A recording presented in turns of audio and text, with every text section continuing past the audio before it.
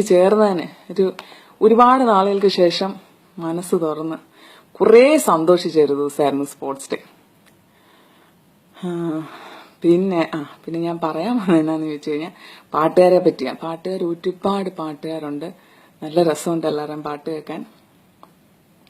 പിന്നെ ഈ പാട്ട് പാടുന്നവർ കുറച്ചൊന്ന് ശ്രദ്ധിച്ചാൽ നിങ്ങൾക്ക് നിങ്ങളെ തന്നെ നന്നായിട്ട് ഇമ്പ്രൂവ് ചെയ്യാൻ പറ്റും. അതിനൊരു ടിപ്പ് പറയാനായിട്ടാണ് ഞാൻ വന്നത്. വലിയ വലിയ സംഗീതജ്ഞന്മാരുടെ കീഴിൽ സംഗീതം പഠിച്ച ഒരു കുട്ടി എന്ന നിലയിൽ ആണ് ഞാനിപ്പോൾ വന്നേക്കുന്നത്. ഞാനിപ്പം ഒരു ടഫായിട്ടുള്ളൊരു സോങ്ങാണ് പാടാൻ പോണത്.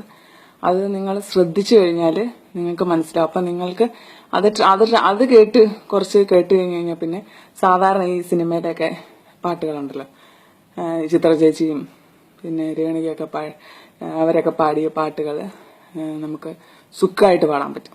അതൊന്ന് ശ്രദ്ധിച്ച് കേട്ടാൽ കേട്ടോ.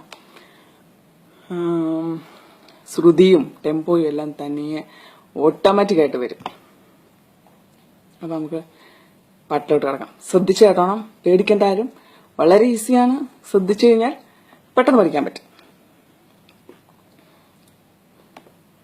അന്ധകാരപ്പറമ്പിൽ വെട്ടിക്കിളച്ചഞ്ചാറു കാച്ചിൽ നട്ടു, അന്ധകാരപ്പറമ്പിൽ വെട്ടിക്കിളച്ചഞ്ചാറ് കാച്ചിൽ നട്ടു, കിഴക്കോട്ടും വടക്കോട്ടും തെക്കോട്ടും പടിഞ്ഞാട്ടും കാച്ചിലിൻ വേരിറങ്ങി, കിഴക്കോട്ടും വടക്കോട്ടും പടിഞ്ഞാട്ടും തെക്കോട്ടും കാച്ചിലിൻ വേരിറങ്ങി, കാച്ചിലിൽ കാച്ചിൽ കണ്ടു കാച്ചിലിന്റെ മല്ലിയിലും കാച്ചിൽ കണ്ടു, കാച്ചിലിൽ കാച്ചിൽ കണ്ടു കാച്ചിലിന്റെ മല്ലിയിലും കാച്ചിൽ കണ്ടു, വെട്ടിപ്പുഴുങ്ങുവാനായി പാത്രങ്ങൾ സ്തോത്രഗീതങ്ങൾ പാടി, വെട്ടിപ്പുഴുങ്ങുവാനായി പാത്രങ്ങൾ സ്തോത്രഗീതങ്ങൾ പാടി.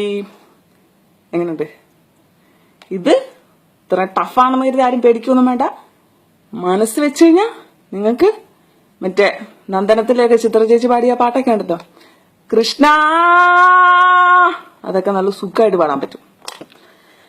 പിന്നെ ഇപ്പൊ തന്നെ നിങ്ങൾക്ക് മനസ്സിലായി കാണും ഏത് സംഗീതജ്ഞന്റെ കീഴിലായിരിക്കും ഞാൻ സംഗീതം അഭ്യസിച്ചിരുന്നു. പിന്നെ എനിക്കൊരു എളിയ അപേക്ഷയുണ്ട്.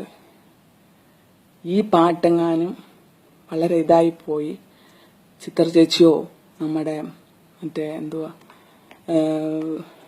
ജയചന്ദ്രനോ ആരെങ്കിലുമൊക്കെ കണ്ട് ഈ കുട്ടിയെ അന്വേഷിക്കുന്നു, ഇതിനെപ്പറ്റി അറിയാവുന്നവരാരെങ്കിലും ഉണ്ടെങ്കിൽ വിവരം അറിയിക്കണം എന്നൊക്കെ പറഞ്ഞാൽ ദൈവത്തെ ഓർത്ത് എൻ്റെ ഒരു ഡീറ്റെയിൽസും കൊടുക്കരുത്. അങ്ങനെ എന്താ പറയണ്ടേ, സിനിമയിലൊന്നും പാടാൻ താല്പര്യമില്ലാത്തതുകൊണ്ടാണ് കേട്ടോ.